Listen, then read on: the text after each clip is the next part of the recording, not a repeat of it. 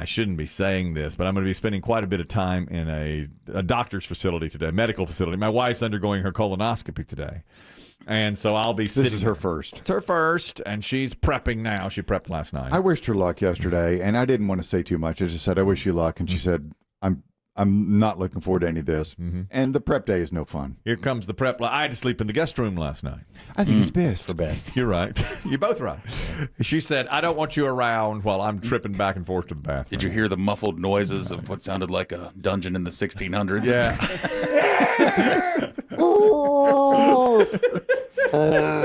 Have we all done it in this room? Have we all done Oh, yeah. Oh, yeah. Biggie? No, I'm up. You're wait.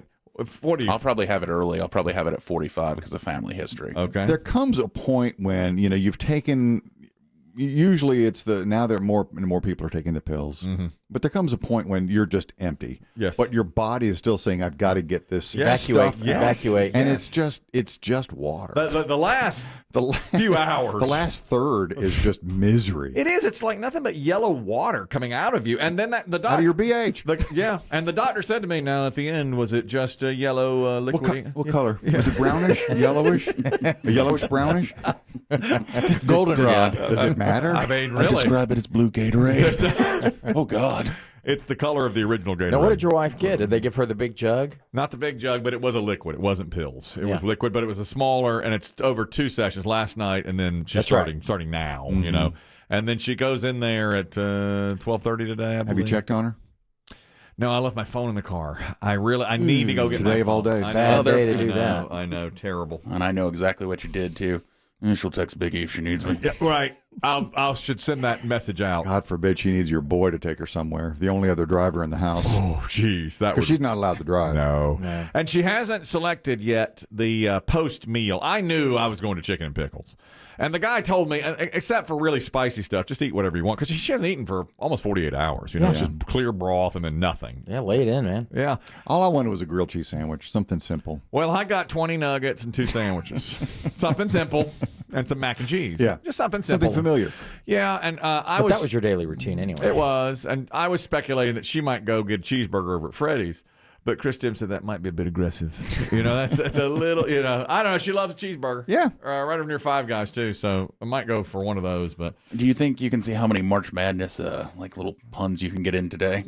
I should try Like, that. I'd say her procedure was a slam dunk. Right, yeah. I should do that. Checking your colon, that's madness. See how many you can work in. Dribbling. There's no dribbling back there. That kind of thing.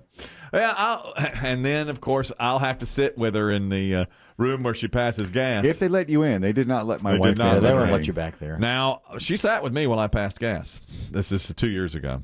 I think she sat back in there. Maybe it was just the nurse back there with me. Anyway, you go to a room afterwards and you pass. And she's never done that in front of me. If I can give her one piece of advice, and because I did it, a month and a half ago. Yes. And when you go in for the beginning of the procedure and the nurse or the technician offers you a warm blanket, take it. Oh, yeah, it's because you'd have been cold. in that gurney for a while. I agree. The warm blanket is the best. I liked that a lot. You're right. I did the same thing.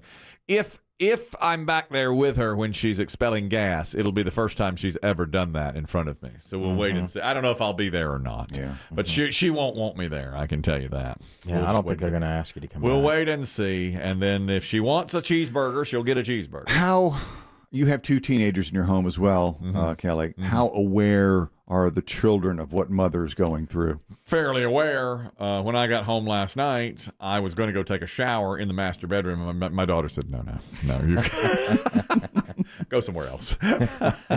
You're not allowed. No, she said, but mother has said, please do not come out. My daughter had her hair up. She does this sometimes, like the big towel over top of it, Oh, yeah. Like Ferris Bueller? Yeah, she's in. Yep. Yep. Exactly like that. I don't know how you do that swirl. She's got it. to make a towel stand up. So you got to do it down and you Yep. twist it and then you flip it back. She came That's what I marching do. out in that. I said, well, I'm going to take a shower. She goes, not back there. She's held her hand up. Stop in the name of love. You are You go not. to the guest quarters. That's right. So that's exactly what I did.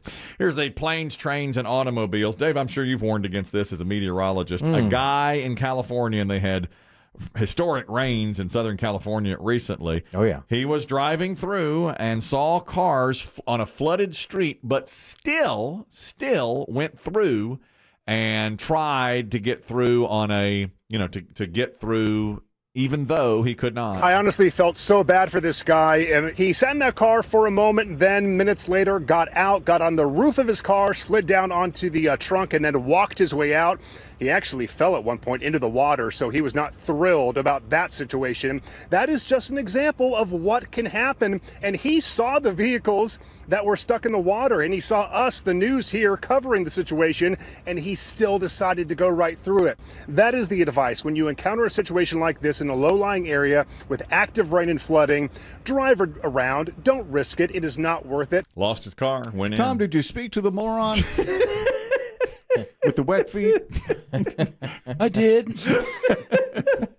What were you thinking? I don't know. He's not too happy. Four-wheel drive. Well, they had a little play-by-play of it here. This guy is going to go for it. That is not recommended. Oh, my gosh. And I'm pretty sure he just got stuck. Yeah. Right there. Guys, the water, he had his window down. The water was literally going inside onto his lap as he drove through. I can't believe that just happened. Yeah, he's stuck. He's stuck. He's had to get out. Do you know what kind of vehicle it was? It was a four-wheel driver. It was, yeah. So he thought he was going to get through it. That's what the commercials tell you. An SUV. You're right. The commercials tell you that. Here we have a saying, turn around, don't drown. That's right. 2 feet of water. 2 feet of water. But you don't know. You don't know what's there. That guy's lucky there wasn't a hole in the ground. He could have, where he was walking out of his car in the puddles. And or the water just swept him down river. And the news said he saw other cars getting out of the way. He saw the news here. He should have known better, and he didn't, unfortunately for him. God help you if you live at the beach or something. Your car does that and starts floating. Oh, yeah. You land out in the Atlantic. We've seen cars. Sound. We've seen them in the Atlantic before when they try to do stuff like that. This is that's cars, planes, trains, and automobiles here. That's automobiles. Here's planes. A P1 named Cynthia said, you all were talking about flight attendants recently. Somebody did a behind the scenes as a flight attendant saying what to do and what not to do. Don't drink the water don't brush your teeth in the bathroom is what she said, because the water's so bad. Water's so bad. She said, I was a flight attendant for 13 years. We actually have codes. I thought you guys would be interested in this. We have different codes for things on the airplane that you would never guess. For instance, groups of passengers that gather around the boarding area before the flight and hover, we call them gate lice. And we will actually use that term. I love that. That's really a thing now. It's astonishing. As soon as they call the first, as soon as the person at the gate agent will say, we're getting ready to start the pre-boarding process, everybody stands up, and there's 30, 40, 50 people waiting. Do you think it's in the circle crush? Now, is it so that you can definitely get your carry-on luggage? Yes. That's what I thought. To get storage space. Right. Because the seat's the seat. You know your that. Your seat's your seat. And you still got to let the people in the comfort class and business and the military first class get through first, and the wheelchairs. But you want to be first in when your section is called. That's right. Correct. Zone D gets called. Yeah. And now the gate agents will even say, don't stand up. Don't block the area. Don't stand up until you're called. But we don't. No, people hard-headed. They call them gate lice, which I never I love it. heard. Then leftover booze and mixers left after the plane has been empty. They call it crew juice. Because sometimes they'll get to have a little bit of that. Crew juice. If you are raft worthy, that means you're fit and could actually lead somebody out of it. They'll say, I'm not sure anyone in this room is raft worthy. I mean, I've always wondered if I could, occasionally I'll get a chance to sit in one of those emergency exits, and they'll say, do you know how to rip this door off its hinges? Oh, yeah. Yeah. I don't. Well, yeah, of course, yeah, exactly. I mean, there are instructions on it. I've stared at it. It's But it's like a two-prong thing. It's two-prong. You got to flip it. You got to pull it in. And then push. And then push it out. And turn it and push it out. Throw it out. I couldn't do that. A lot of times they'll put me there because there's more leg room and I'm tall, and they'll say, good news, we've moved you to the emergency exit. But that's a lot of pressure right Do you feel comfortable opening the door in case of an emergency? I do not. There's got to be somebody else. Yeah. I don't know that I'm raft worthy. Cynthia says that's what they call I'm worried they'll think I'm a raft. If we can get him out the door, we could all live. You're right. And then they call some passengers. They'll say, "We got a Philip in row 13. Phillip? A Philip. People I'd like to punch. Person I'd like to punch. A Philip because they're acting up." And what's the guy the other day? golly, he had margaritas at the airport. He went viral because they told him, okay, you can't get on the plane because you've had so many margaritas. Chris Demm was showing me this the other day. He cursed and cursed and cursed. I mean, it's an awful scene. But his point was, and he said he was okay to He said he go. had 3, but people generally lie. Have more. He eventually got tased by the airport police. This is the exchange. About 3 margaritas. About 3 margaritas. Yeah, you got a problem with that? Yeah. Listen, I'm on a flight and I paid $2,000 to be on. There's no reason to arrest me. Turn around now. Why? Taser. They got the taser out. I mean, they reasoned with him for a while, but he kept screaming and cursing at him. Yeah. And so they tased once him. they say you're too drunk to board, That's it. That's right. you're not getting on. Yeah. I've had a friend though who always said airport liquor hits you different. You think? He always said he felt drunker when he would drink at the airport. Maybe at altitude, I think we've heard that, Well, right? he meant beforehand. He's like, I swear I can have 3 drinks before a flight and Stronger. be. You know, Yeah. I don't know about that. well, maybe you're nervous to fly. I think that's it too. I think there's the nerves. The debate. I was watching some of this story, and the debate was: look, if you don't want us to drink, why are you serving alcohol in the airport? You know, why do we have so many bars in the airport? People are already nervous if they have a couple. Maybe they're like you just said, you feel drunker at altitude. You're going to act drunker. There's all sorts of altercations on the plane. So why are you making it so easily accessible? Of course, the answer is money. Of course, they want money. to buy it. And, many times you're there. You could be there 4 hours, for a long 5 time. hours. Do you know that there was a debate once about? I remember reading this, but when the United Airlines And most people don't get overserved. Most people are disciplined. Most don't. But when the guy got dragged off the plane, and people, there's so many altercations a few years ago, especially on planes. People were saying, "Well, don't serve alcohol on the plane," but they're going to because it does make them. It's premium priced. Cash, yeah, it does make them some cash, so it's going to happen. And that's right, 99% of people act just fine, but this guy wound up getting tased by the end of it. There's another. This is not planes, trains, or automobiles, but it's a form of travel. Are you impressed by this? A new world record has been set by an Australian who wound up surfing for more than 30 hours. Impossible. He did. He surfed for 30 consecutive hours.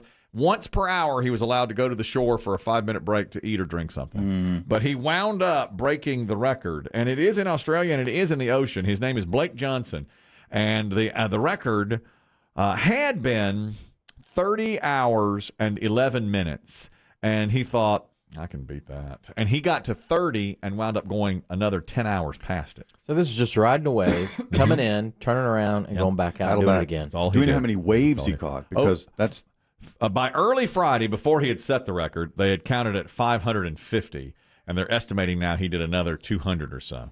So over 700 waves, almost 40 hours. He did it. He's a former pro surfer, and he wanted to raise money for youth mental health, which he's a champion of in Australia. He raised about $268,000 American. I mean, the endurance is God. incredible. To surf, I mean, that takes a lot. Your legs, your core. Just take paddling through the waves every time. Exactly. You got to paddle to catch the wave. You got to paddle to get back out. You have to have a terrific core to stay up. Core, that's right. And also, I'll just say this. They were concerned about possibilities that he would have problems with infected ears, dehydration, sleep deprivation, sharks, drowning, blindness, salt water in his eyes all the time. I mean, he had a tough I'm tough sure he time. had a full wetsuit. He did. You can't be in the water that long. He did. He originally wanted to go for the 30. After he did it, he's like, I can go more. And he wound up at almost 40 hours. Can't somebody stand in the surf and throw you a bottle of water you can drink kind of paddling out? I guess, but they allowed him 5 minutes per hour to come out and do that. And they gave him the... You can pee in the ocean. He said by the end of it, bathroom facilities were not an issue. No. Okay. And he said at the end of it that he was cooked, which it explains in the article is a term meaning tired. In Australia, he's saying cooked. That's so Australian. You're out of energy. We had the other day this a classic audio piece. We were talking about it. And it shows the spirit of the Australian. This is about a teenager, about 15 years old, again, doing something in Australia. They were hiking near the outback, and he and his father and a couple of friends were out. And the teen went under a branch on a tree, accidentally nudged up against a beehive, and was stung more than 100 times. So he's on the Australian version of the Today Show. This is from a few years ago.